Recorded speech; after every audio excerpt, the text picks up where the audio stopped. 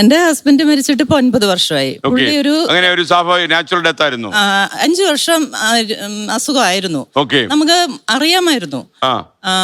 അപ്പം പുള്ളി അതെല്ലാം ഒരുക്കി എന്നെ പ്രാപ്തയാക്കി. വിൽപത്രം എഴുതി വെച്ചു. എല്ലാം പെൻഷൻ മേടിക്കാനുള്ള പേപ്പർ വരെ എന്നെ കാണിച്ചു തന്നു. വളരെ പ്ലാൻഡ് ആയ അറിയാമായിരുന്നു. 1 വർഷം കൂടെ ഉള്ളു ആ ഒരു ഇത് അറിയാമായിരുന്നു ഞങ്ങൾക്ക്. പിന്നെ ആ വിരഹം വേർപാട് നമുക്ക് എപ്പോഴും വേദനയാണ്. അത് നികത്താൻ ആർക്കും പറ്റില്ല. അത് നമ്മുടെ ഉള്ളിലുണ്ട്. മക്കളുണ്ടോ? നമുക്ക് എനിക്ക് എപ്പോഴും നമ്മുടെ ഉള്ളിലുണ്ടത്. മക്കൾ 3 പേരുണ്ട്. അവരാണ് എന്റെ സപ്പോർട്ട് മുഴുവൻ. ആദ്യത്തെ 1 വർഷം കടന്നു കിട്ടിയാൽ നമ്മൾ രക്ഷപ്പെട്ടു. വില കൂടിയ സാരി ഒന്നും പിന്നെ ഞാനെല്ലാം ധരിക്കും. എന്റെ ഹസ്ബൻഡ് ഉണ്ടായിരുന്നപ്പോ എങ്ങനെയാണോ അതേപോലെ തന്നെ പിന്നീട് നടക്കുന്നത്. ഈ നമ്മളിപ്പം അദ്ദേഹം അസുഖം വന്ന് മരിച്ചതാണ്, മരണം നിങ്ങൾ പ്രതീക്ഷിച്ചിരുന്നു എന്നും പറഞ്ഞ് ദുഃഖത്തിന്റെ കുറവൊന്നുമില്ല. പക്ഷെ ഈ ആദ്യത്തെ കുറച്ചു കാലം ഈ എങ്ങനെയാണ് ഈ എസ്പെഷ്യലി എനിക്ക് തോന്നുന്നത് നിങ്ങൾ അനുഭവിക്കുന്ന വൈകാരിക സംഘർഷം അതിന് സമൂഹത്തിന്റെ ഒരു കോൺട്രിബ്യൂഷൻ ഉണ്ട്.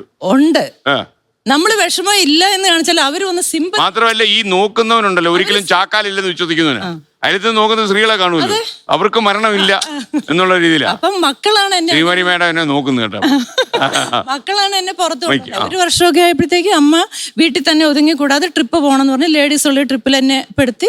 ഞാൻ അവരുടെ കൂടെ ട്രിപ്പുകൾ പോകാൻ തുടങ്ങി. ആൻഡമാൻ അതിലെ പോയി, രാജസ്ഥാൻ പോയി, കാശ്മീര്, കുളുമണയിൽ എല്ലാം എല്ലായിടത്തും. പിന്നെ ഇപ്പൊ എനിക്ക് ലേഡീസ് ട്രിപ്പ് കാണുന്നില്ല. ഏത് ട്രിപ്പിന്റെ കൂടെ ഞാൻ പോകും, ഫ്ലൈറ്റിൽ തന്നെ കയറും. നമ്മൾ പുതിയൊരു ജീവിതം തുടങ്ങുവാണ്. ഡ്രൈവിംഗ് പഠിച്ചു. പുള്ളിക്ക് അസുഖമായ പിന്നെ എന്നെ പഠിപ്പിച്ചത്.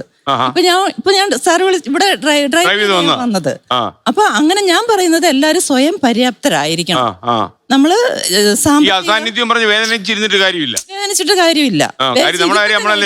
മനസ്സിലുണ്ട് നമുക്ക്, പക്ഷെ അത് പറഞ്ഞിങ്ങനെ വിഷമിച്ചിരിക്കാൻ പറ്റില്ല.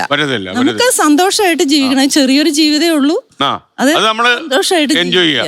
അല്ല, നിങ്ങൾ ഈ എൻജോയ് ചെയ്യുന്ന സമയത്ത് എൻജോയ് ചെയ്യാതിരിക്കുന്നവർക്ക് അത് അസ്വസ്ഥ ഉണ്ടാക്കും. പക്ഷെ നമ്മളത് മൈൻഡ് ചെയ്യണ്ടെന്ന് തോന്നുന്നു. കുറച്ചൊക്കെ ഉണ്ടാവുമായിരിക്കും.